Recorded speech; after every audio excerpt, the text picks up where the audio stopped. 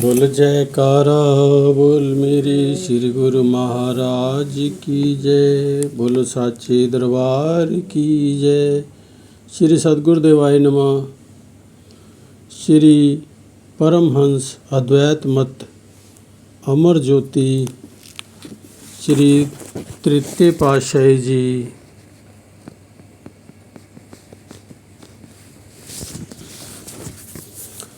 भक्ति के रूप में उन्होंने इस प्रकार प्रेम भक्ति का अमृत भरा, जैसा कि श्री सुखदेव जी ने भी कथन किया है। श्लोक यस्य भक्तिर्भगवती हरौ निःश्रेयसेश्वरे विक्रीडतो अमृतांबोधो किम क्षुद्रे खातकोदके। श्रीमद्भागवत। जिसे सर्व कल्याणकारी ईश्वर हरि अथवा परमात्मा की भक्ति प्राप्त है, वह तो अमृत के समुद्र में ही क्रीड़ा करता है। उसे छोटे छोटे गड्ढों से के जल से क्या प्रयोजन। अर्थात श्री सद्गुरुदेव महाराज जी ने वह भक्ति पथ दर्शाया जो सब साधनों यज्ञ तप व्रत संयम सबका मूल एवं सरल से सरल है। इस पथ पर आकर मन विषय भोगों की ओर बिल्कुल भी नहीं जाता। विषय भोग विष के समान दिखाई देने लगते हैं। आपने परम कल्याणकारी भक्ति प्रदान कर आध्यात्मिक ज्ञान का मार्ग दिखाया। वह भक्ति क्या है? गुरु सेवा, गुरु आज्ञा व शब्द की कमाई, यही सरल से सरल एवं अत्युत्तम मार्ग है प्रभु प्राप्ति का। श्री आनंदपुर की रचना आपने इस प्रकार की, जैसा कहा जाता है, बहिश्त आंजा की आजारे नबाशद कसे रा बा कसे कारे नबाशद। अर्थात वैकुंठ वह स्थान है जहाँ किसी प्रकार का दुख नहीं, जहाँ किसी का किसी के साथ कोई संबंध नहीं रहता, जहाँ सब अपने अपने आनंद में निमग्न रहते हैं। श्री सद्गुरुदेव महाराज जी ने भी श्री आनंदपुर को ऐसा धाम बना दिया जहाँ पर सद्गुरु वचनानुसार आचरण में जीवन बनाने से दुख क्लेश चिंता एवं आदि व्याधि उपाधि रोगों से मुक्ति मिलती है। यहाँ किसी का किसी से स्वार्थ व मोह का संबंध नहीं है। सभी अपने आत्मिक आनंद की मस्ती में झूमते रहते हैं। दुनिया से मानो शरणागतों को कोई सरोकार ही नहीं है। यदि है भी तो सही तो स्वार्थ के लिए नहीं, परोपकार परमार्थ तथा सर्वसाधारण को इस भक्ति रूपी संजीवनी पिलाने का प्रयोजन। ये वैकुंठ के समान है। यहाँ पर दैहिक और आत्मिक दोनों सुख उपलब्ध हैं। श्री कृष्णचंद्र जी महाराज ने जिन 4 मुक्तियों का वर्णन किया है, वो सरलता से आपकी पावन संगति में पहुँचते ही प्राप्त हो जाती हैं। आपने उन मुक्तियों को इस लोक में ही उपलब्ध करवा दिया। जैसे वे 4 मुक्तियाँ हैं, सालोक्य, सामीप्य, सारूप्य, सायुज्य। नंबर 1 सालोक्य, जहाँ पहुँचने पर मनुष्य को मानसिक विकारों से मुक्ति एवं शाश्वत आनंद की प्राप्ति होती है, यही सालोक्य मुक्ति है। श्री आनंदपुर की रचना कर श्री सद्गुरुदेव महाराज जी ने गुरुमुखों को अपने लोक में पहुँचाकर सालोक्य मुक्ति दी। ये एक ऐसा धाम है जहाँ पर नित्य प्रति आनंद ही आनंद बरस रहा है। संपूर्ण सृष्टि में ये एक ऐसा अनूठा धाम है जहाँ गुरुमुख जन 8 याम गुरु भक्ति में ही आनंद में डूबे रहते हैं। जहाँ वह आनंद है जिसकी तुलना में स्वर्ग के सुख ऐश्वर्य भी तुच्छ हैं। देवी देवता भी इस धाम में आने को तरसते हैं। श्री सद्गुरुदेव महाराज जी ने स्वयं श्री मुख से वचन फरमाए हैं। श्री परमहंस दयाल जी महाराज जी का दरबार तो संपूर्ण सृष्टि की शान है, जिसकी सेवा में तो नियति की समस्त शक्तियाँ दिन रात जुटी रहती हैं। बड़े सौभाग्य से इस दरबार की सेवा करने का सुअवसर प्राप्त होता है। जो गुरुमुख हित चित्त एवं श्रद्धा भावना से इस दरबार की सेवा करता है वह सच्ची शांति एवं जीवन मुक्ति का प्राप्त कर लेता है। सामीप्य अर्थात समीपता प्राप्त करना। सद्गुरु ही भगवान का साकार रूप होते हैं, उनकी समीपता ही भगवान की समीपता है। जैसा कि शास्त्रकारों का कथन है, गुरुर् ब्रह्मा गुरुर्विष्णु गुरुर्देवो महेश्वरः गुरु साक्षात परम ब्रह्म तस्मै श्री गुरुवे नमः। जिसने भी अचल निष्ठा एवं पूर्ण विश्वास से सद्गुरुदेव महाराज जी की चरण शरण ग्रहण की और उनकी आज्ञा मौज में निज जीवन को ढाल लिया, उसी ने उनकी प्रसन्नता और समीपता प्राप्त कर ली। यही सामीप्य मुक्ति है, जिसके मिलते ही जीव को माया के बंधनों से छुटकारा मिल जाता है। सारूप्य अर्थात एक रूप हो जाना। जब साधक सुरत शब्द योग का अभ्यास करता है और इस अभ्यास के द्वारा उसे अपने घट में सतगुरु के ज्योति स्वरूप के दर्शन होते हैं और उसकी सुरति उस स्वरूप में एकाग्र हो जाती है, तब उस अवस्था को सारूप्य मुक्ति कहते हैं। इस अवस्था में जीव माया के झीने बंधनों एवं अर्थात काम क्रोध लोभ मोह अहंकार आदि से भी मुक्त हो जाता है। सायुज्य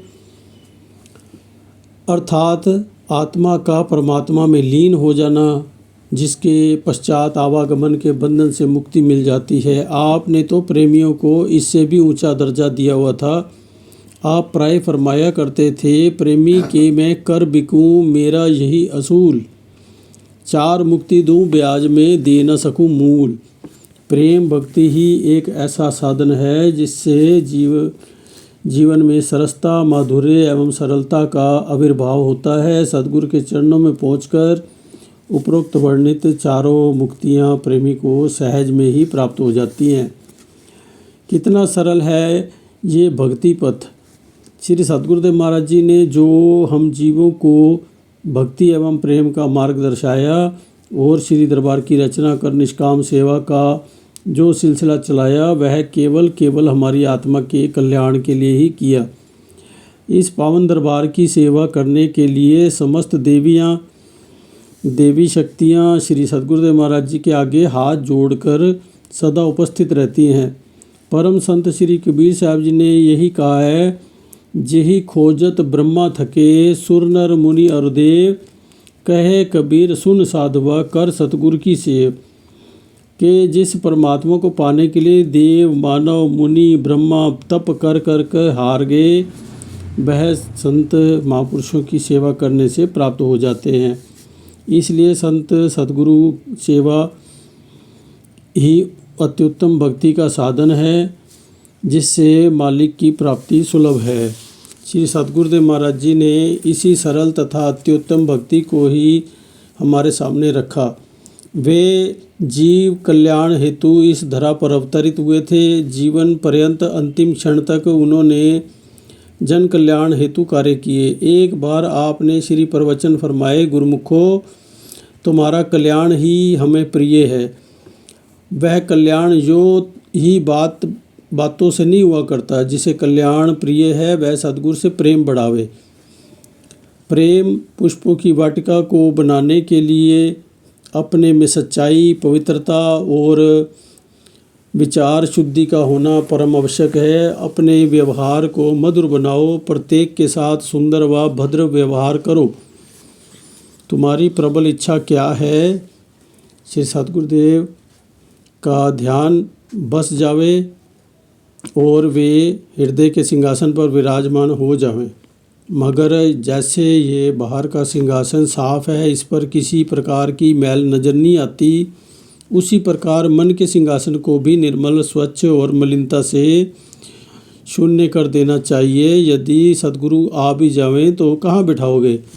सेवक का क्या धर्म है? यही कि सद्गुरु को समासीन करने के लिए परम स्वच्छ स्थान बनाकर उन्हें ऊंची जगह पर बिठाने का सुव्यवस्था करे।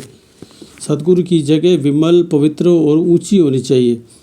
ये विचार तो गुरुमुखों के दिल में होता ही है। इसलिए ये जरूरी है कि गुरुमुख सद्गुरु की आज्ञा व मौज में चलकर मन को दुर्गुणों से खाली करे और निर्मल विचारों को हृदय में परिपूर्ण करे।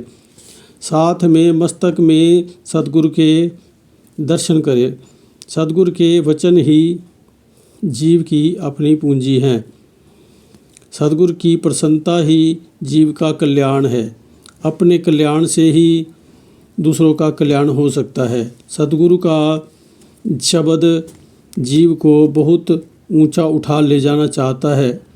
उनके नाम में, उनके ध्यान में, उनके प्रेम में ही जीवन है। प्रेम ही भगवान है, भगवान ही प्रेम है। दंडवत करना इस बात का चिन्ह है कि जीव मुर्दा बन गया है। मृतक बनकर सद्गुरुदेव के आगे विनय कर रहा होता है कि ऐ दीन बंधु श्री सद्गुरुदेव जी, मैं निर्जीव हूँ, मुझ में प्राण नहीं है, आप मुझको जीवन प्रदान करें। जब सद्गुरुदेव जी आज्ञा प्रदान करते हैं तब सेवक उठकर खड़ा हो जाता है, यानी उस सेवक को जीवन मिलता है। सद्गुरु जीवन के दाता हैं, केवल वे ही जीवन में हैं। बाकी समूचे जीव प्राणहीन हैं। कोई कितना ही माया, धन, धान्य, ऐश्वर्य का स्वामी स्वयं को समझे, वास्तव में वह मृतक है, क्योंकि वह भक्ति और नाम से विहीन है। उसमें जिंदगी नहीं है। सद्गुरु का प्यारा शिष्य वही है जो दास भाव से भक्ति और नाम में लीन रहता है और वही जिंदा कहला सकता है। ये जितने भी भूमि, मकान व खजाने के मालिक बने हैं, भला इनके पास कौन सी ऐसी वस्तु है जो नाशवान ना हो। सब कुटुंब, परिवार, धन जो कुछ भी है क्षण भंगुर ही तो है। फिर मान और गर्व किस बात का। सच्चा नाता जीव का सद्गुरु से ही हो सकता है, होता रहा है, हुआ है और होगा। शेष सब संबंध मिथ्या हैं। क्या लाभ लिया उस मनुष्य ने जो मायावी सामान पाकर भी अपने साथ कुछ ना ले जा सका। एक और तो वह सौदा है, दूसरी ओर है कुल मालिक से मिलाप हो जाना। कितना अंतर है, जमीन आसमान से भी अधिक। इसलिए सद्गुरु के वचनों को सदा संभालो, उसी के अनुसार अपना जीवन व्यतीत करो, ताकि सुख शांति को प्राप्त कर सच्चे आनंद धाम में पहुंच सको। इन्हीं दिनों अर्थात सन 1962 में सद्गुरुदेव महाराज जी श्री तीसरी पातशाही जी की मौज ये उठी कि उपासना के पवित्र स्थान अर्थात श्री आनंदसर श्री परमहंस अद्वैत मंदिर के निर्माण के साथ ही श्री आनंद अमृत कुंड का भी उद्घाटन हो जाना चाहिए। इस स्थान के लिए धूर्धाम से उतरे हुए ललित चित्र में अभी कार्य शेष था। अतः एक दिन श्री सद्गुरुदेव महाराज जी कार में विराजमान हो श्री परमहंस अद्वैत मंदिर के समीप पधारे। वहाँ पर सब गुरुमुख प्रेमियों को एकत्र कर सद्वचन फरमाए। इस परमहंस अद्वैत मंदिर के चारों कोनों पर 4 कुंड बनाने हैं। ये सचखंड से उतरा हुआ चित्र है। इसमें से केवल चरणामृत लेना होगा। उनका शुभ नाम श्री आनंद अमृत कुंड फरमाया। तत्पश्चात उद्घाटन भी निज कर कमलों से किया। सब संगत ने हर्ष के साथ जयकारे बोले। इसके पश्चात वहाँ पर प्रसाद बांटा गया। आपने उस दिन प्रेमियों को खूब प्रसाद दिया और फरमाया, ये महापुरुषों का प्रसाद है, अर्थात इसमें उनकी कृपा भरी होती है। जो गुरुमुख जितना अधिक श्रद्धा और विश्वास से इसे ग्रहण करता है, उतना ही अधिक लाभ प्राप्त करता है। महापुरुषों की कृपा ही गुरुमुखों का जीवन है। इस प्रकार श्री दर्शन तथा पावन वचनों का रस पान कर सभी प्रेमी सद्गुरुदेव महाराज जी के साथ निवास स्थान पर लौट आए। श्री मौज अनुसार ये कार्य आरंभ हो गया। कुछ समय में चारों ओर की नींव भर दी गई और मध्य भाग की जमीन को समतल बनाकर चारों ओर की सीमा तैयार कर दी गई। ये स्थान अभी निर्माण अधीन है। इन दिनों आप प्रेमियों को भक्ति का मार्ग दिखाकर स्वयं यहाँ से दैहिक रूप से जाने की तैयारी कर रहे थे, लेकिन आपके वचनों का रहस्य कोई नहीं समझ सका। सन 1962 में आप एक बार श्री परमहंस अद्वैत मंदिर की सेवा पर विराजमान हुए, जहाँ श्री परमहंस विभूतियाँ अर्थात श्री परमहंस दयाल जी, श्री प्रथम पातशाही जी, परमहंस सदगुरुदेव जी श्री दूसरी पातशाही जी व परमहंस सदगुरुदेव जी श्री तीसरी पातशाही जी की मूर्तियाँ विराजमान हैं। उस समय की उस स्थान की ओर संकेत कर श्री तीसरी पातशाही ने वचन फरमाया कि अब हम यहीं बैठकर भजन अभ्यास करवाएंगे।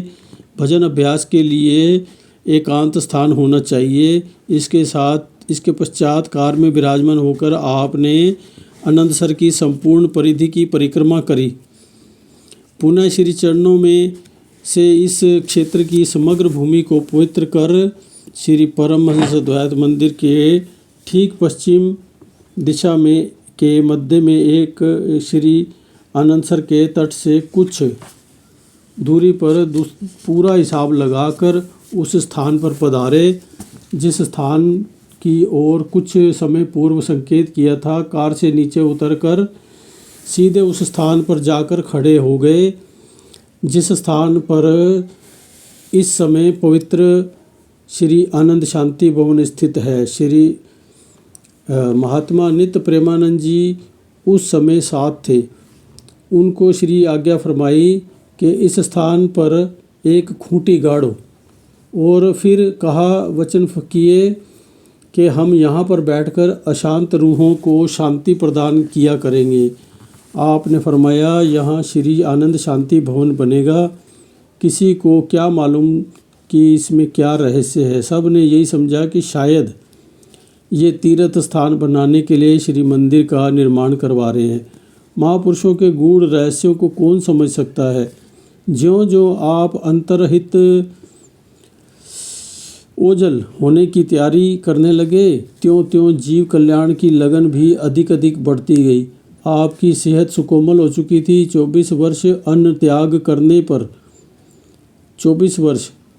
त्याग करने पर भी इतना कार्य करना कोई सरल बात नहीं थी। श्री सतगुरुदेव महाराज जी ने रूहानी जानशीनी के 4-5 वर्षों पश्चात अपनी मौज के अनुसार अन्न का बिल्कुल त्याग कर दिया था। केवल आहार मात्र थोड़ा सा साग, पालक आदि का रस ही सेवन कर लेते थे। ये तो महापुरुष ही जानते हैं कि वे ऐसा क्यों किया करते हैं। फिर भी अंतिम क्षण तक परमार्थ के पथ पर अग्रसर होकर जन जन को लाभान्वित करते रहे। मुखमंडल पर ऐसी दिव्य आभा इठलाती थी जिसे एक टक निहारना असंभव था। सेवक जन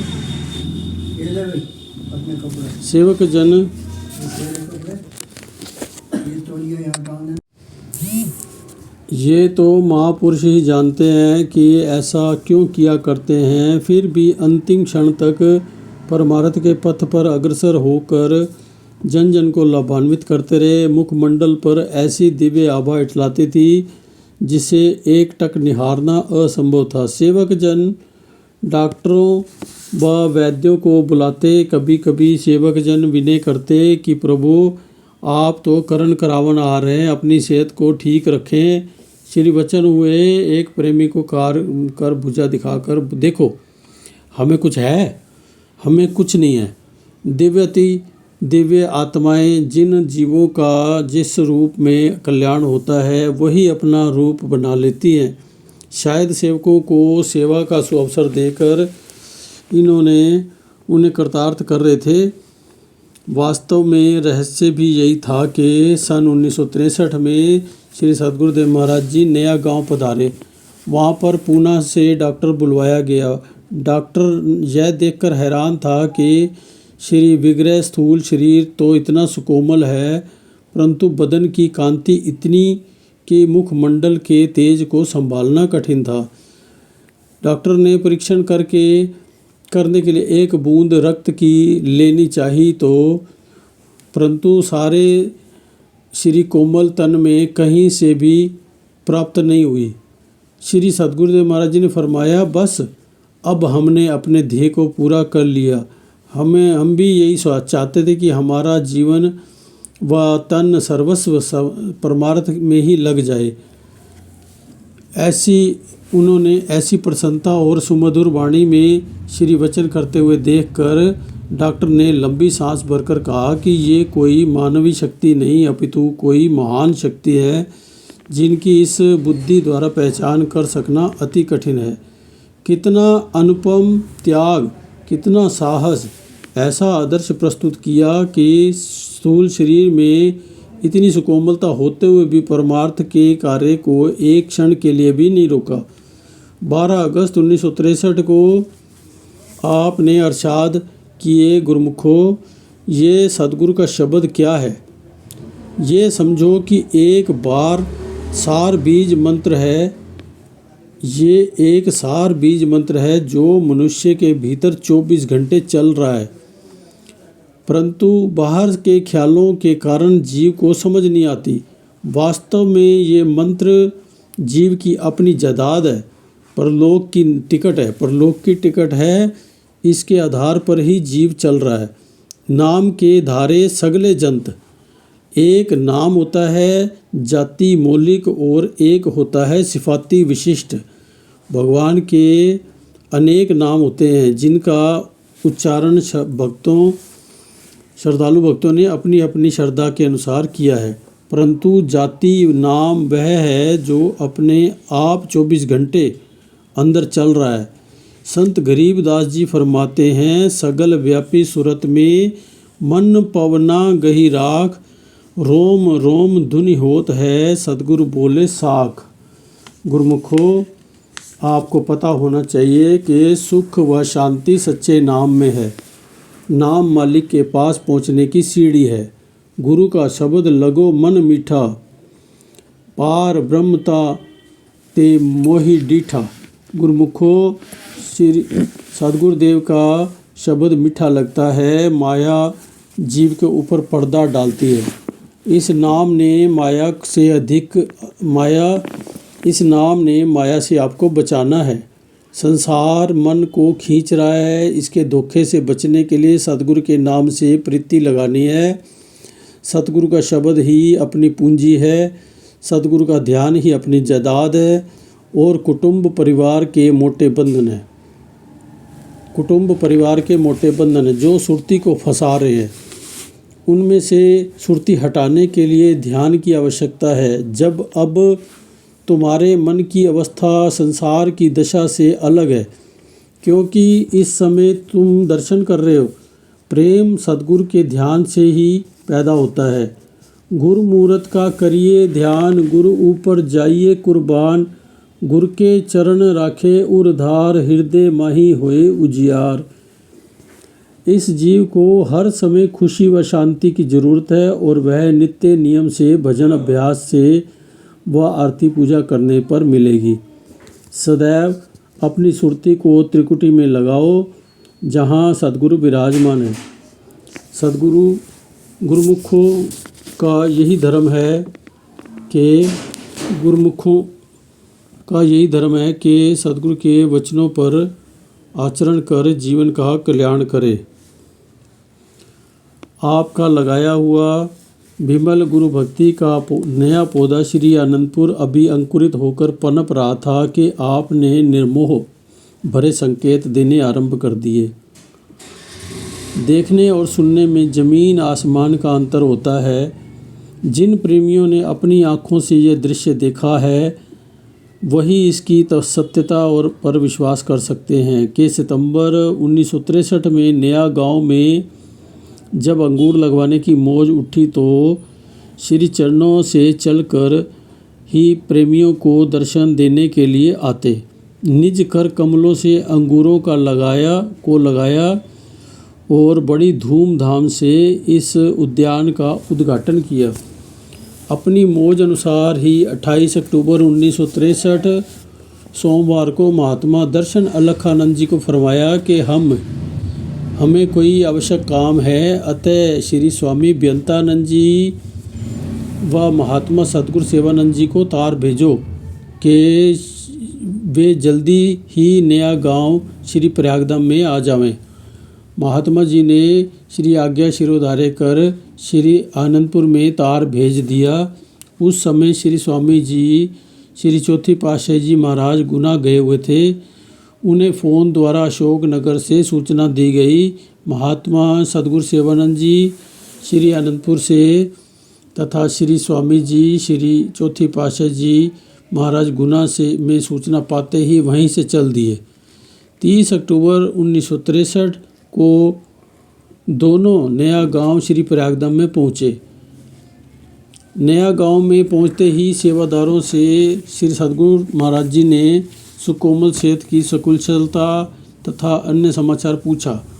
सेवादारों ने बताया कि श्री सद्गुरुदेव महाराज जी ने निजी मौत से उनको बुलवाया है।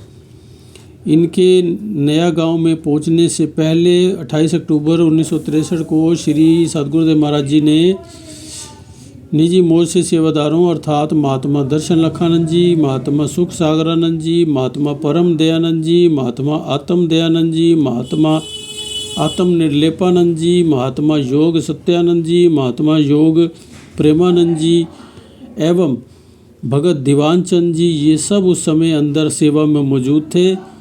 इन सब को अपने समीप बुलाया। रूहानी रहस्य के विषय में सांकेतिक भाषा में सबको धैर्य देते हुए फरमाया, ये रूहानी सिलसिला युग युगांतरों तक चलता रहेगा। 2 महात्मा हमने चुने हैं, ये सत्संग का काम हमारे बाद संभालेंगे। समय आने पर सबको विदित हो जाएगा, कोई भी दुखी ना हो।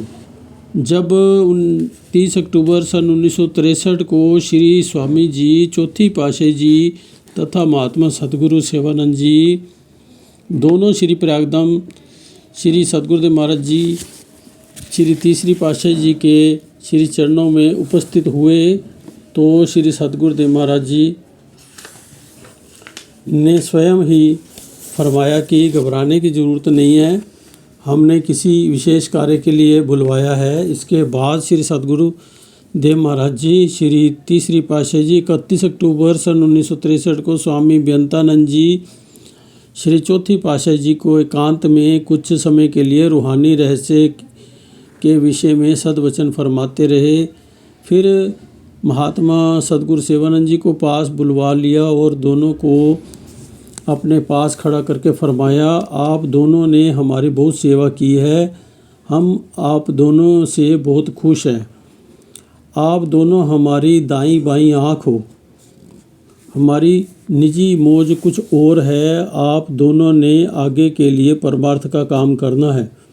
महात्मा बेअंतानंद जी हमारे रूहानी जानशीन होंगे और महात्मा सदगुरु सेवानंद जी को फरमाया कि आपने हर प्रकार से इनसे श्री स्वामी बेअंतानंद जी से मिलकर सेवा करनी होगी।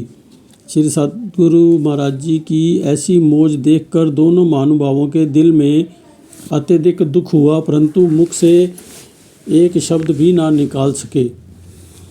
श्री सदगुरुदेव महाराज जी ने पुनः फरमाया कि श्री आनंदपुर में श्री परमहंस अद्वैत मंदिर के तैयार होने पर संगत सुबह के समय परमहंस अद्वैत मंदिर में और साय समय आरती पूजा श्री समाधि पर श्री आनंद शांति भवन में किया करे। श्री स्वामी बेअंतानंद जी श्री चौथी पातशाही जी को संबोधित करते हुए फरमाया कि आप भी दोनों समय आरती पूजा में शामिल हुआ करें। आपका आसन चौकी हमारे साथ आपका आसन चौकी पर साथ ही बना दिया जाएगा और परंपरा अनुसार ऐसा ही कार्यक्रम चलेगा।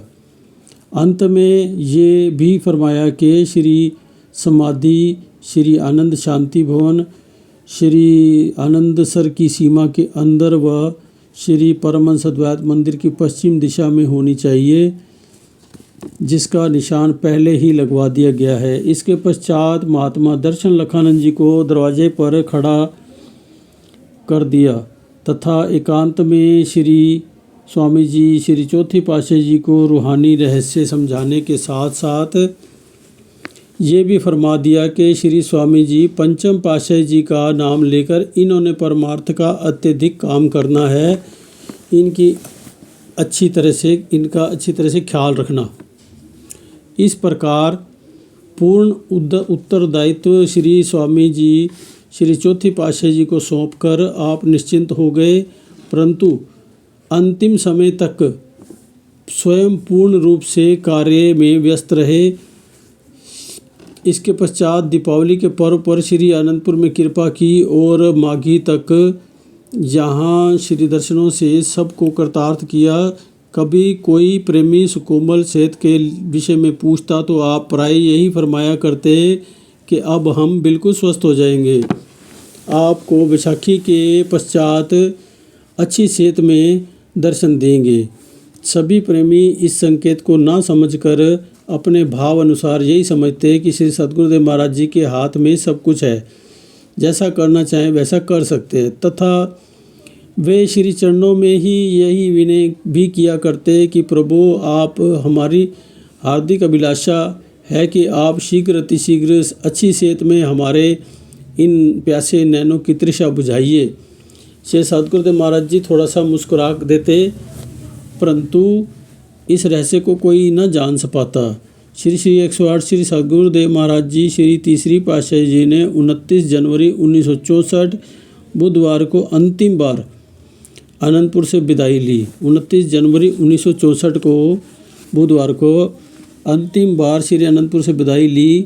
जाने से पहले कार में विराजमान होकर श्री आनंदपुर की चप्पा चप्पा कण कण भूमि को कृतार्थ किया। 30 जनवरी 1964 वीरवार को श्री प्रयागधाम पहुँचे। 30 जनवरी 1964 से 22 मार्च 1964 तक श्री प्रयागधाम नया गांव में विराजमान रहे। जिन प्रेमियों को अभी कृतार्थ करना शेष था उनके पास भी पहुँचे। 23 मार्च 1964 सोमवार को बम्बई जाने की मौज हुई और वहाँ कृपा की। यहाँ श्री मौज में एक बार श्री सद्गुरुदेव महाराज जी ने वचन फरमाए कि इस बार बैसाखी का पर्व नए ढंग से मनाया जाएगा। सेवकों ने विनय की, कैसे मनाया जाएगा? श्री वचन हुए, हम किसी के साथ बातचीत नहीं करेंगे, ना हम किसी को प्रसाद देंगे और ना ही हार पहनाने का सुअवसर दिया जाएगा।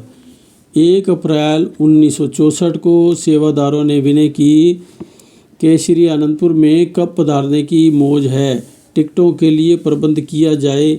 श्री वचन हुए, इस बार श्री आनंदपुर कार में जाने का ख्याल है। 3 व 4 अप्रैल को श्री परम पवित्र सेहत कुछ सुकोमल थी। सेवादारों ने विनय की कि प्रभु इस बार बैसाखी का पर्व ना मनाया जाए तो अच्छा होगा, इस दशा में यात्रा करने में कष्ट होगा। श्री परम पवित्र सुकोमल सेहत ठीक हो जाने पर संगतों को श्री दर्शन का सुअवसर देने की कृपा करे। श्री वचन हुए कि 13 अप्रैल वैशाखी के दिन सबको श्री दर्शन का सुअवसर दिया जाएगा। श्री आनंदपुर में आई संगतों को निराश नहीं लौटाना। 11 अप्रैल को यहाँ से अवश्य चलना है। अब यहाँ भी देखिए, जिनके भाग्य होते हैं श्री दर्शनों के अथवा वचन अमृत पान करने के, उनके लिए महाप्रभु किसी न किसी कारण को सम्मुख रखकर वहाँ अवश्य पहुँच जाते हैं। जब बम्बई में डॉक्टरों ने सद्गुरु देव महाराज जी की परम पवित्र सेहत को देखा तो उनके आश्चर्य की सीमा न रही कि एक तरफ तो इतनी नाजुक सेहत और दूसरी तरफ चेहरे पर चमकती हुई इतनी ज्योति। तो उनके मुख से अनायास ये शब्द निकल पड़े कि ये तो दिव्य अति दिव्य असाधारण गुणों से युक्त कोई अवतारी विभूति है। ये उच्च कोटि के महापुरुष हैं। उन्होंने इन अलौकिक श्री दर्शनों की मनोरम छटा का पान करके अपने को कृतकृत्य कर लिया। बोलो जयकारा बोल मेरे श्री गुरु महाराज की जय। बोल साचे दरबार की जय। अविस्मरणीय दिवस। प्रेम के तार अति जिने होते हैं। ये लाखों मीलों की दूरी पर बैठे हुए भी झनकृत हो उठते हैं। उधर श्री आनंदपुर नगरिया के सम्राट 1000 किलोमीटर की दूरी पर विराजमान होकर कितनी ही नवीन आत्माओं को अपने परमार्थ के प्रकाश से धन्य करने में मगन थे तथा मन ही मन गुप्त रूप से स्थूल दृष्टि से ओझल होने की तैयारी कर रहे थे। इधर श्री अनंतपुर की दशा को देखिए। जिस श्री अनंतपुर के कण कण को नैना विराम श्री सद्गुरुदेव महाराज जी ने अपने प्रेम रूपी जल से सींचा, जिसके कण कण में प्रसन्नता व आनंद का अमृत उड़ेला, जिसे प्रेम के बंधन में बांधा, उस श्री अनंतपुर के कण कण में प्रेम की तारें हिल उठी। एक एक दिन भारी हुआ जा रहा था। गगन में चांद, सूर्य तथा तारागण बुझे बुझे से दिखाई देते थे। दिशाएं सुनी सुनी भासती थी। प्रातः व सायं कलरव करते हुए पक्षी प्रिय नहीं लगते थे। प्रेमियों के हृदय में किसी अज्ञात दिशा से आती हुई अंधकार की काली रेखा अपने आप खींची चली जाती थी। अत्यंत सूनापन व सूर्यास्त की लालिमा, जिसके पीछे रात्रि का गहन अंधकार छिपा हुआ था, जहाँ सुनहरे स्वप्न धुंधलेपन में छुपते दिखाई दे रहे थे। धरती के कण कण से, हवा के एक एक झोंके से, मेघों की जल भरी बूंदों से, उद्यानों में लगे हुए वृक्ष के पत्ते पत्ते से यही प्रार्थना की एक पुकार उठती थी कि कब हमारे हृदयेश्वर श्री शीघ्र ही दिव्यतम सुषमा से स्नात करने आए। परंतु 4 अप्रैल श्री सद्गुरुदेव महाराज जी की निजी मौज जैसे सुदृढ़ होती गई। अतः अंत में प्रेमियों के हृदय को तड़पाता हुआ वो दिन भी विधाता की ओर से आ पहुंचा, जिसकी कभी किसी ने कल्पना भी नहीं की होगी। श्री सद्गुरुदेव महाराज जी श्री तीसरी पातशाही जी ने सेवकों को फरमाया कि आज हमने श्री अनंतपुर जाना है। तत्पश्चात सायंकाल पलंग पर पद्मासन लगाकर सीधे ध्यान में बैठ गए। ये वही लाखों हृदयों को शोकातुर करने वाला दिन था जब 11 अप्रैल 1964 तदनुसार 30 चैत्र संवत 2020 शनिवार चैत्र बदी 14 सायं 7:25 पर श्री 108 श्री सद्गुरुदेव महाराज जी श्री तीसरी पातशाही जी अपने निज स्वरूप में लीन हुए। उस समय महात्मा व भगत जन जो साथ थे बहुत व्याकुल हुए। हृदय की वेदना संभाले न संभलती थी। डॉक्टर भी चकित होकर सेवादारों की ओर देख रहे थे कि ये क्या। सद्गुरुदेव महाराज जी के होठों पर मधुर मुस्कान खेल रही थी।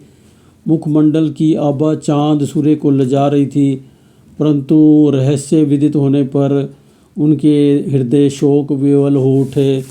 अब ये बात सामने आई कि क्या किया जाए। श्री स्वामी जी, श्री चौथी पातशाही जी व महात्मा सद्गुरु सेवानंद जी उस समय वहीं मौजूद थे। उन्होंने सबको कहा कि अब श्री 108 श्री सद्गुरुदेव महाराज जी श्री तीसरी पातशाही जी के परम पवित्र स्थूल शरीर को श्री अनंतपुर ले चलना है। इस घटना से 10 दिन पहले 1 अप्रैल को जो पवित्र वचन हुए थे उनको याद करते हुए सबने कहा कि 11 अप्रैल को कार द्वारा श्री अनंतपुर जाने के जो वचन हुए थे वो सत्य निकले। उसी के अनुसार ही कार का प्रोग्राम बनाया गया। उसी रात को भारत के सब नगरों व शहरों में तार व फ़ोन द्वारा ये दुखद समाचार पहुंचा दिया गया और ये भी सबको बतलाया गया कि जिसने भी श्री 108 श्री सद्गुरुदेव महाराज जी श्री तीसरी पातशाही जी के अंतिम दर्शन करने हों वे सब श्री अनंतपुर आ जाएं।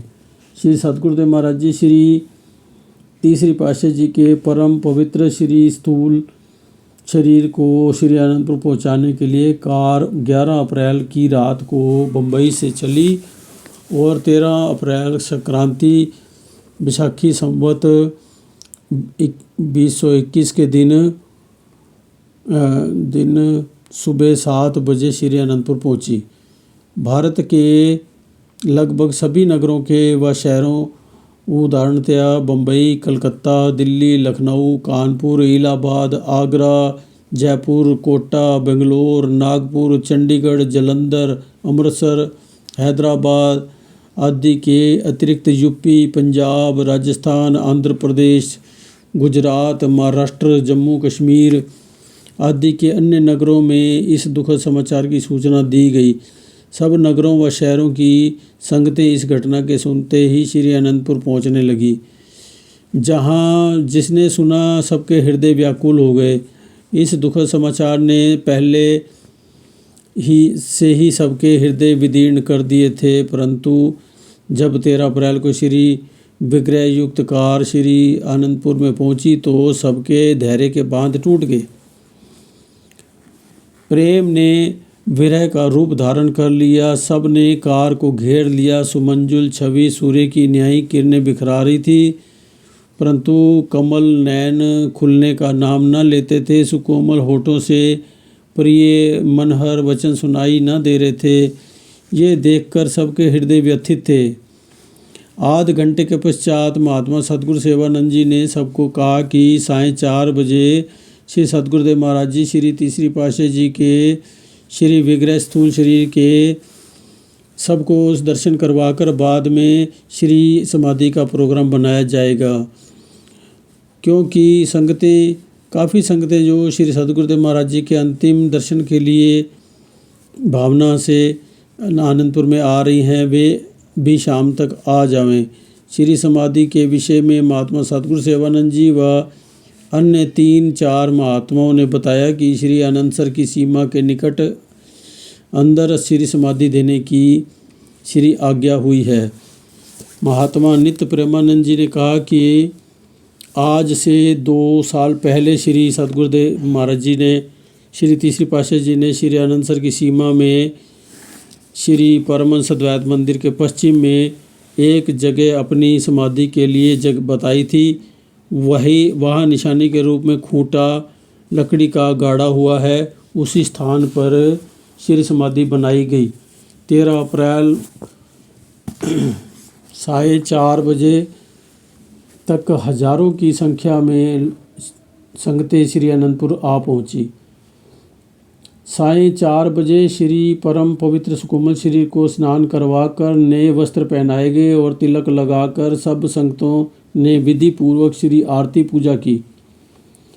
5:30 बजे श्री पालकी सजाकर उसमें श्री सतगुरुदेव महाराज जी के सुकोमल शरीर को विराजमान कराया गया। पालकी को धीरे धीरे चलाया गया ताकि सब संगतें अंतिम दर्शन कर सके। मार्ग में प्रेमियों गुरुमुखों ने बिना एक पलक झपकाए श्री छवि के दर्शन किए। सबकी आंखों में अश्रुधारा नदी के तेज प्रवाह की तरह बह रही थी, परंतु सभी इस अंतिम श्री छवि के दर्शन एक टक से किए जा रहे थे कि पुनः इस दिव्य अनूप स्वरूप के श्री दर्शन न हो पाएंगे। श्री परमहंस अद्वैत मंदिर जो अभी निर्माण अधीन था उसकी परिक्रमा कराई गई।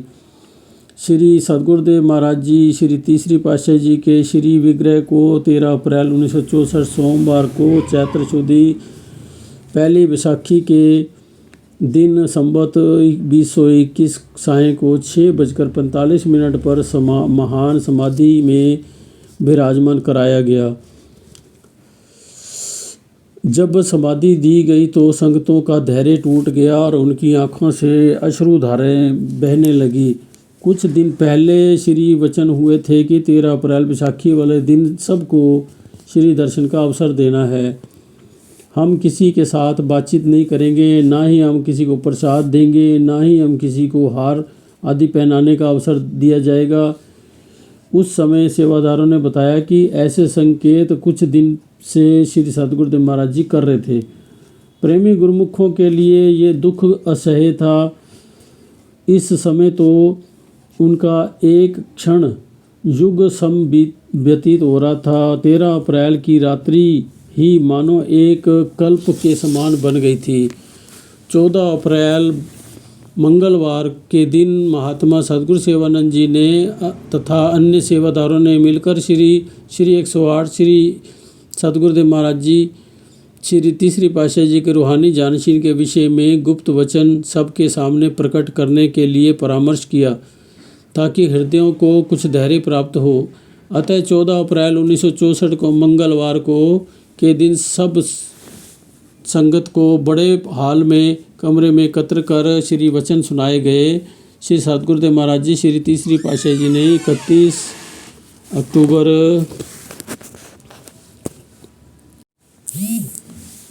श्री सतगुरुदेव महाराज जी श्री तीसरी पातशाही जी ने 31 अक्टूबर सन 1963 को अपना रूहानी जानशीन श्री श्री 108 श्री सतगुरुदेव महाराज जी श्री स्वामी बेअंतानंद जी महाराज को नियुक्त किया। सब संगतों ने इन वचनों को शिरोधार्य कर श्री सतगुरुदेव महाराज जी श्री चौथी पातशाही जी के श्री चरणों में अपने मस्तक झुका दिए। विधि पूर्वक रूहानी जानशीनी का दिन 20 अप्रैल 1964 निश्चित किया गया। श्री वचन अनुसार 14 अप्रैल से सुबह शाम दोनों समय श्री आनंद शांति भवन श्री समाधि जी में आरती होने लगी। श्री श्री 108 श्री परमहंस सद्गुरुदेव श्री स्वामी वैराग्यानंद जी महाराज श्री तीसरी पातशाही जी एक उच्च कोटि के महापुरुष संत शिरोमणि पूर्ण तत्ववेता वीर कर्मयोगी अवतारी विभूति थे। आपने वह आदर्श स्थापित किया जिसका प्रमाण संसार में कहीं नहीं मिलता। वैसे तो गुरु शब्द की महिमा अवर्णनीय है, किंतु आपकी महिमा का कोई कहाँ तक वर्णन करे। आपने निज सिद्धांतों को अपनाया, जिन सिद्धांतों को अपनाया, जिस आदर्श को दिखाया, वह सबके सम्मुख दिनकर के समान प्रकट है। साधन अभ्यास के साथ साथ निष्काम कर्म योग का पान कराना आपके जीवन का विशेष आदर्श था। जनसाधारण के जीवन स्तर को दैहिक तथा आत्मिक दृष्टि से ऊंचा उठाना आपका ध्येय था। मनुष्य जीवन के सर्वांगीण विकास को आप विशेष महत्व प्रदान करते थे, अर्थात शारीरिक, मानसिक, बौद्धिक एवं आध्यात्मिक उन्नति समान रूप से विकसित हो। इतिहास में ऐसा प्रमाण अति कठिनता से मिलता है कि किसी युग में परोपकार, जन कल्याण, त्याग, वैराग तथा का ऐसा महत्वपूर्ण कार्य हुआ हो। प्रकृति का ये अटल नियम है कि प्रत्येक कार्य को उसने किसी सिद्धांत व नियम में बांधा हुआ है। इसके अनुसार आचरण मनुष्य के प्रतिभाशाली उपदेशों से कहीं अधिक प्रभावशाली है। आपने अपने दिव्य आचरण से सारे संसार में क्रांति ला दी। जन जन में के हृदय में वैराग्य, त्याग, परमार्थ तथा कर्म योग की वह सुगंधित पवन भर दी, जिससे प्रत्येक गुरु भक्ति के अभिलाषी का जीवन सफल हो गया। जो भी आपकी पावन संगति में आया, आपने विदेही जनक का उपदेश देकर सबको विदेह बनाने का प्रयत्न किया। जिन प्रेमियों ने आपकी श्री छवि को निहारा, अमृत तुल्य पावन वचनों का पान किया, वही इस आनंद का अनुभव कर सकते हैं। भंवरे से पूछिए उसे फूलों से क्या मिलता है। वह अपनी मस्ती में फूल के मकरंद को पीने में मस्त है। उसे क्या परवाह किसी की कि किसी को कुछ बताए। वह तो मस्ती में इतना लीन है कि पुष्पों के बंद हो जाने की भी उसे खबर नहीं। पतंगे से पूछिए कि क्षमा पर मर मिटने का क्या आनंद है। बस जिसे एक रस का आनंद आ गया, वह क्या बताए, कैसे बताए। उसे समय ही कहाँ है बताने के लिए। इसी प्रकार ही आपकी सुंदर कांति युक्त उषा की प्रफुल्ल लालिमा के समान जबकि नील गगन स्वर्णिम आभा से आलोकित होता है, ऐसी दिव्य सुषमा का श्री दर्शन करने से तथा श्री मुख से अमृत वचन करने से, श्रवण करने से हृदय में भक्ति प्राप्त करने की तरंगें स्वतः लहराने लगती थी। उस प्रेम भक्ति के पुष्प का रस अकथनीय है। ये वह मधुर अमृत है जिसका केवल अनुभव किया जा सकता है, वर्णन नहीं। आपने वह प्रेम भक्ति की धारा बहाई जिसमें मज्जन कर प्रेमियों ने परम शांति, नित्य सुख एवं शाश्वत आनंद का आस्वादन किया। नारद भक्ति सूत्र में भी कहा है, यत् प्राप्ते न किंचिद्वाच्छति न शोचति न द्वेष्टि न रमते नोत्साही भवति। भाव अर्थ, इस प्रेम स्वरूपा भक्ति को पा लेने से मनुष्य को किसी वस्तु की इच्छा नहीं रह जाती। ना वह शोक करता है, ना वह द्वेष करता है, ना किसी वस्तु में आसक्त रहता है, ना वह विषय भोगों की प्राप्ति में उत्साह करता है। आपने ऐसी अमूल्य निधि ही प्रेमियों को प्रदान की जिसको पाकर संसार की झिलमिलाती माया उन्हें धूल दिखाई देती थी। संसार जिन विषय विलासों एवं भोग ऐश्वर्यों के पीछे दिन रात मदमस्त हुए फिरता है और कुछ प्राप्त नहीं कर सकता, गुरुमुखों के पीछे वही सुख सामग्री स्वयं दौड़कर आती है, परंतु गुरुमुख प्रेम भक्ति रूपी चिंतामणि को प्राप्त कर इन सबको ठुकरा देते हैं। आपने जनसाधारण तक इस संदेश को पहुंचाने का प्रयत्न किया।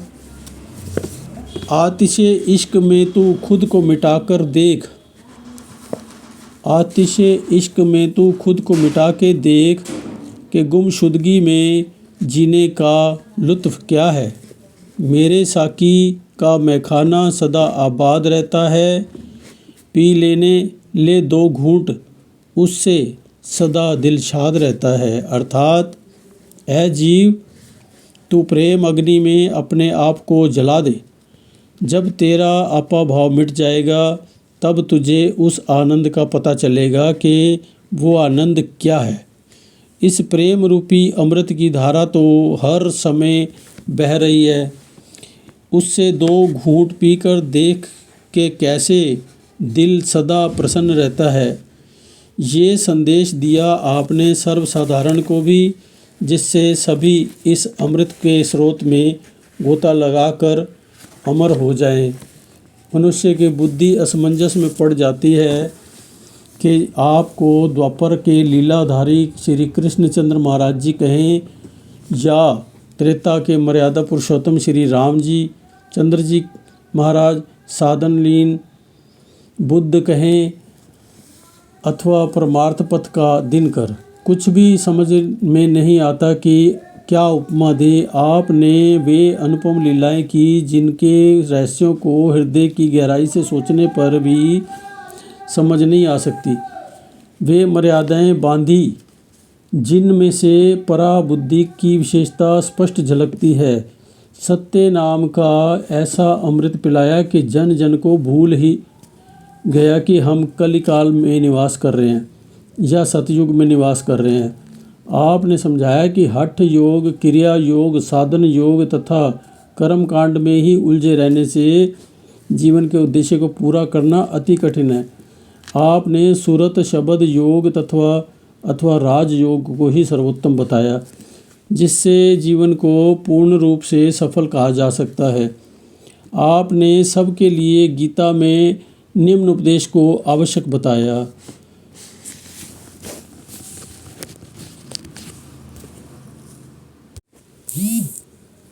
आपने सबके लिए गीता में निम्न उपदेश को आवश्यक बताया। नातश्नस्तस्तु योगो अस्ति न चैकांत मनस्नतः न चाति स्वप्नशीलस्य जाग्रतो नैव चार्जुन युक्ताहार विहारस्य युक्तचेष्टस्य कर्मसु युक्तस्वप्ना बोधस्य योगो भवति दुःखः। श्रीमद्भागवत गीता। हे अर्जुन, ना तो बहुत खाने वाले का योग सिद्ध होता है, ना ही बिल्कुल ना खाने वाले का, ना अतिशयन करने वाले का, सोने वाले का, ना ही अत्यंत जागने वाले का योग सिद्ध होता है। प्रत्युत दुखों क्लेशों को हरने वाला योग तो यथा योग्य आहार, और विहार करने वाले का यथा योग्य जागने और शयन करने वाले का सिद्ध होता है। इसके साथ साथ ही जिस निष्काम कर्म योग का उपदेश गीता में भगवान ने श्री कृष्णचंद्र जी महाराज जी ने अर्जुन को किया है, भगवान श्री रामचंद्र जी महाराज ने जिस नवदा भक्ति का उपदेश शबरी को दिया है, वही उपदेश सरल भाषा में सद्गुरुदेव महाराज जी श्री तीसरी पातशाही जी ने अपने प्रेमियों सत्संगियों को दिया है। आप तप, तितिक्षा, प्रेम, भक्ति, पवित्रता एवं सदाचार की साक्षात मूर्ति थे तथा त्याग एवं वैराग्य आपके जीवन के मुख्य अंग थे। निष्काम भाव पूर्ण कर्म करते रहना आपका मुख्य सिद्धांत था। संसारी जीवों को आत्मिक तथा भौतिक दोनों स्तरों के से उन्नत करना आपका ध्येय था। आपके कर्म प्रधान जीवन की रहनी सहनी, गंभीर प्रकृति, सद्व्यवहार, मधुर भाषण, सरल स्वभाव का गहरा प्रभाव सभी शिष्यों, सेवकों, सत्संगियों पर पूर्ण रूप से पड़ा। आपके कार्यशील स्वभाव से सभी अनायास ही खींचे चले आते। आपकी वाणी में ऐसा जादू था कि एक प्रवचन से सभी मंत्र मुग्ध हो जाते, दिशाएं झूमने लगती, प्रकृति स्तब्ध सी हो जाती, प्रेम का सागर उन्मत्त हो उठता, हृदय प्रसन्नता एवं आनंद की पयोनिधि समुद्र से तरंगित होने लगता। जो एक बार भी आपकी ओर आकृष्ट हुआ, वह तार से बंधी हुई कठपुतली के समान खींचा चला आया। आप में सर्व हृदय विजयी चुंबकीय आकर्षण शक्ति, मलय विहीन, मलय पवन सी सुगंधी भर देने का गुण, स्वयं पारस समकाया पलटने का गुण विद्यमान था। मलयागिरी पर आबनूस, सागौन, चीड़ आदि वृक्ष होते हैं। जब वायु चलती है तो आसपास के सभी वृक्ष उनकी सुगंधि से चंदन रूप बन जाते हैं। उनमें से भी चंदन की सुगंधि आने लगती है और चंदन के भाव वह लकड़ी भी बिकनी आरंभ हो जाती है। उस एक वृक्ष ने सब वृक्षों में वह सुगंधि भर दी तो संपूर्ण पर्वत मलयागिरी के नाम से संबोधित हो गया। श्री परमहंस सद्गुरुदेव महाराज जी श्री तीसरी पातशाही जी ने निराले ढंग से जिज्ञासुओं को आकृष्ट किया और आपके सेवकों को सद्गुरु आज्ञा, सद्गुरु सेवा तथा भक्ति की प्राप्ति का सरल एवं अत्युत्तम साधन दर्शाया। जन कल्याण हेतु प्रेम, दया, करुणा के भंडारी बन जन जन को इस सत्संग रूपी पावन भगीरथी में मज्जन कराया तथा शरणागतों को स्वावलंबी कर्मयोगी बनाने का निराला ढंग बताया। प्रेम, करुणा, स्नेह, कृपा के इस महान मूर्तिमान स्वरूप पर यदि लोग अपना तन प्राण लुटाने को एवं अनेक प्रकार से न्यौछावर होने को सदैव उद्यत रहते हो तो इसमें आश्चर्य करने एवं दंग रहने की कोई बात नहीं है। आप स्वयं निज मुख से फरमाते थे, हमने भी जो कुछ प्राप्त किया है वह सब कुछ गुरु सेवा से ही प्राप्त किया है। सेवा आदि भौतिक, आदि दैविक, आध्यात्मिक रोगों की औषधि है। जो सद्गुरु आज्ञा करे, जीव उसको अपनी संपदा समझकर उन वचनों पर प्राणपन से जुट जाए तो कौन सी ऐसी शक्ति है जो उसके सन्मुख ना झुकेगी। ऐसा अर्थात समस्त शक्तियाँ सद्गुरु के सेवक के समक्ष हाथ बांधे खड़ी हैं। इसी कथन की पुष्टि दरवेशों ने भी की है। शेर हर की खिदमत करद उ मखदूम शुद्ध, हर की खुद रा दीद उ महरूम शुद्ध। शेख सादी साहब जी का कथन है कि जिसने भी सेवा की वह मालिक बन गया, जिसने अपने आप को देखा वह कोरा रह गया। अर्थात जिसने भी संत महापुरुषों की सेवा की वह संसार के लिए पूजनीय बन गया, परंतु जो अपने आप को देखता रहा अर्थात मान गुमान में भरा रहा, किसी के आगे झुकना पसंद ना किया, वह उन समस्त गुणों और विशेष लाभों से वंचित रह गया। जो कि सेवा के परिणाम में प्राप्त होते हैं। आप मानवीय गुणों से परे एक दिव्य विभूति थे। फिर भी मानव बुद्धि मानव गुणों के अनुसार ही केवल देख या परख सकती है। उसी अनुरूप ही गुणों को कुछ स्तर तक लेखनी द्वारा वर्णित कर देती है। इसके अनुसार महानता और पवित्रता ये दोनों विलक्षण गुण आप में विद्यमान थे। यद्यपि इन गुणों दोनों में कोई मौलिक भेद नहीं तो भी इन दोनों गुणों का मिश्रण मनुष्य में बहुत कम होता है। इसका सरलार्थ ये है कि बुद्धिमान, विचारवान तथा प्रतिभावान तो संसार में बहुत मिलते हैं, परंतु सच्चे पूर्ण संत महापुरुष अलभ्य हैं। इस प्रकार के दिव्यतम गुणों से विभूषित सजे हुए थे हमारे प्रातः स्मरणीय अभिनंदनीय श्री परमहंस अवतार जी महाराज। ऐसे सत्पुरुष सृष्टि में चिरकाल उपरांत प्रकट होते हैं। ये सत्पुरुष ही वास्तविक अर्थों में सृष्टि की अमूल्य निधि हुआ करते हैं, क्योंकि वे ही मनुष्य मात्र के पथ प्रदर्शक, उपदेष्टा और मोक्षदाता होते हैं। यद्यपि वे नित्य अवतार रूप में जन कल्याण हेतु मानव भेष में हमारे सन्मुख आते हैं, तथापि उन्हें साधारण मनुष्यों की श्रेणी में गिनना सर्वथा अनुपयुक्त है। आप में उपर्युक्त दोनों गुण विद्यमान थे, महानता और पवित्रता। आपके जीवन की प्रत्येक झांकी में विलक्षणता तथा अलौकिक आभा प्रकट होती है। बार बार केवल इतना ही कहना पड़ता है कि आपके गुणों की संक्षिप्त रूपरेखा का वर्णन करना मानव बुद्धि से बाहर है। महापुरुषों के उत्तमोत्तम लक्षणों का वर्णन करते हुए संस्कृत भाषा में एक विद्वान कवि ने जो लिखा है वह शायद आपकी महान महिमा का वर्णन करते हुए ही लिखा गया प्रतीत होता है। श्लोक। वदनम प्रसाद सदनम सद्यम हृदयम सुधामुचो वाचः कर्णम प्रोपकर्णम येषां कशाम केशाम न ते वंद्या। वदनम प्रसाद सदनम सद्यम हृदयम सुधामुचो वाचः कर्णम प्रोपकर्णम येषां केशाम न ते वंद्या।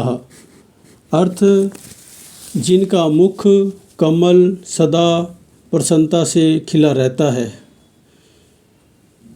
जिनका हृदय अत्यंत कोमल, सरल एवं दया से पूर्ण है, जिनके वचन अमृत तुल्य मधुर एवं प्राणदायक हैं, जिनकी रचना पर मधुरिमा विराजित है, जो सदा दीन जनों के हित एवं परोपकार के लिए कार्य करते हैं, जिनके व्यक्तित्व में इतने उत्तम लक्षण नित्य विद्यमान हैं, उनकी भला कौन वंदना पूजा नहीं करेगा। आपने जहाँ गुरु सेवा का शुभ संदेश जन जन को दिया, वहाँ साथ ही साथ जीवों को अंतर्मुख होकर आत्मदर्शन का पवित्र उपदेश भी दिया। आप प्राय यही इरशाद फरमाया करते थे, महापुरुषों का वास्तविक स्थान अनामी लोक है, और यदि गुरु के वास्तविक रूप को देखना चाहते हो तो अपने अंतर में मस्तक से ऊपर देखो। इस प्रकार नित्य प्रति संध्या समय स्वयं विराजमान होकर मूल मंत्र का जाप भी करवाया करते थे। संक्षेप में यह भक्ति पथ सुधा स्रोत हिम के समान निष्कलंक, नव कुसुम की भांति मनोहारी तथा बचपन की भांति सरल है, जिस पर प्रत्येक प्राणी चलकर लाभ उठा सके। आपने श्री परमहंस अद्वैत मत का जन जन में प्रचार करने तथा अध्यात्म विद्या से विश्व को लाभान्वित करने के लिए भारत के अन्य प्रांतों में भी शरणागत सेवकों ने आपके उपदेश अनुसार कितने ही नगरों तथा कस्बों में सत्संग के स्थान तथा आश्रमों का निर्माण किया और करवाया है। उन आश्रमों का समुचित प्रबंध तथा व्यय आदि वहाँ के सत्संगी लोग, महात्मा एवं बाइयाँ स्वयं करते हैं। ऐसे आश्रमों में जिज्ञासुओं की मांग के अनुसार समय समय पर सत्संगी उपदेशक महात्मा लोग सत्संग सभाएं करने तथा प्रेमियों को परमार्थ लाभ कराने में तत्पर रहते हैं। इस प्रकार आपके देदीप्यमान प्रताप से भारतवर्ष के उत्तर से लेकर दक्षिण तक तथा पूर्व से लेकर पश्चिम तक सब स्थानों पर इस अमर सत्य परमार्थ भक्ति का संदेश पहुंचाने के लिए भरसक प्रयत्न किया। आपके परोपकार, उदारता, कृपालुता और करुणा को यहाँ कहाँ तक गाया जाए। जबकि संत सहजो बाई जी ने भी गुरु महिमा के विषय में यही शब्द कहे हैं, सब पर्वत स्याही करूं घोलू समुंदर जाए। सब पर्वत स्याही करूं घोलू समुंदर जाए, धरती का कागज करूं गुरु स्तुति न समाए। आपके उच्च पवित्र महान तथा श्रेष्ठ जीवन के आदर्श से जो किरणें प्रस्फुटित हुई, उनसे आज भी जन जन नव जीवन पा रहा है। आपके श्री वचन देदीप्यमान भास्कर हैं, जो युग युगांतरों तक पथ प्रदर्शक बनकर जीवन के अंधकार को मिटाने में समर्थ हैं। आपकी मधुर वाणी तथा प्रेम एवं मनोहारी छटा का स्मरण ही अमृत तुल्य है, जिसमें प्रेमी जन मज्जन कर कृतार्थ होते रहेंगे। आपके आशीर्वाद से ये संप्रदाय युग युगांतरों तक उन्नति के शिखर पर आरूढ़ रहेगा। बोलो जयकारा बोल मेरे श्री गुरु महाराज की जय। आगे श्री प्रमुख वचन अगले पार्ट में। बोलिए जयकारा बोल मेरे श्री गुरु महाराज की जय। श्री अनंतपुर वासी भगवान की जय।